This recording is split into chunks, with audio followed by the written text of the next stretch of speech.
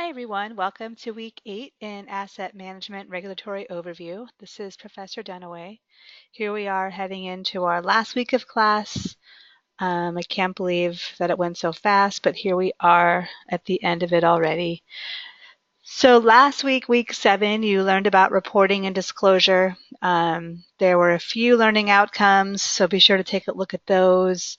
You learned about ERISA requirements of investment selection and monitoring.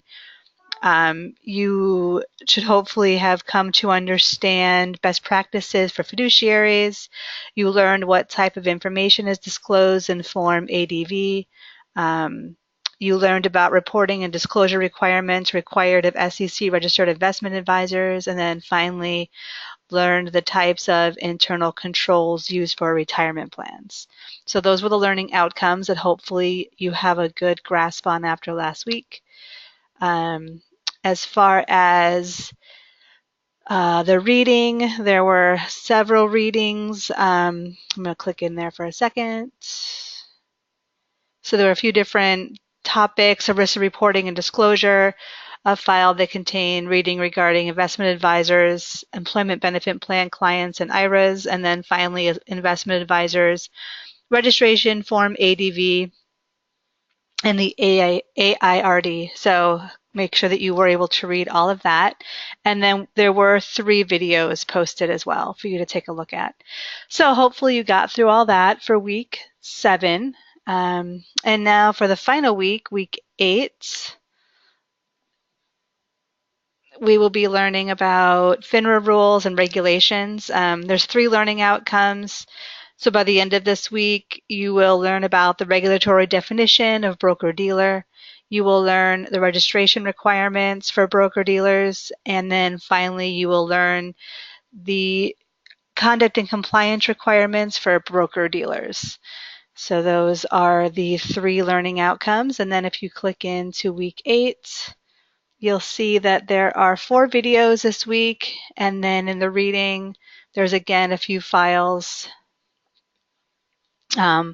Duties and conflicts, know your customer, securities offerings, underwriting and compensation, supervision and responsibilities relating to associated persons, and then finally transactions with customers. So those will be your reading topics for week 8.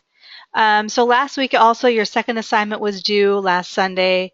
If you have an extension, be sure that you get it in today. I'm posting this on Sunday. Otherwise, a late penalty will apply if you have an extension. If you have not asked for an extension and still have not completed your assignment, please do so as soon as possible.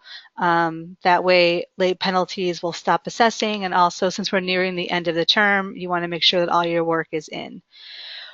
Which brings me to your final assignment that is due a week from today, so March 4th, Sunday evening by 11:59 p.m. Pacific time.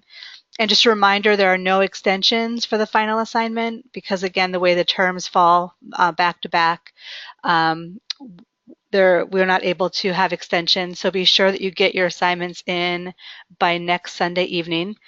Also, this week, be sure you're posting in the discussion forum and keep up the great work. Keep, posting your multiple comments to other students and your initial replies. You're all doing a good job with all that.